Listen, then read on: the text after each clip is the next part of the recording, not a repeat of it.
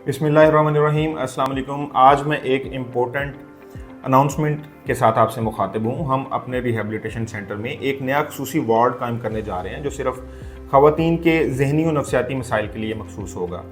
और ये कदम इसलिए उठाया जा रहा है ताकि ख़वातीन को एक महफूज, बाइज़्ज़त और मुकम्मल राजदारी पर मबनी माहौल फ्राहम किया जा सके, जहाँ वो बगैर किसी झिझक के अपना इलाज करवा सकें। इस वार्ड में depression, anxiety, bipolar disorder, PMDD, postmortem depression और ख़वातीन से रिलेटेड मुतल्लका नफसियाती मसाइल का जदीद तरीका इलाज माहिरीन की ज़ेर निगरानी में फ़राहम किया जा सके। अच्छा, तमाम तर हिफाजती इक़दामात राजदारी और ख़ातून स्टाफ की मौजूदगी को यकीनी बनाया गया है। और हम ये चाहते हैं कि कोई भी औरत अपनी ज़हनी तकलीफ़ के साथ खामोश ना रहे और आगे बढ़िए, बात कीजिए और प्रोफेशनल मदद हासिल कीजिए। Thank you so much.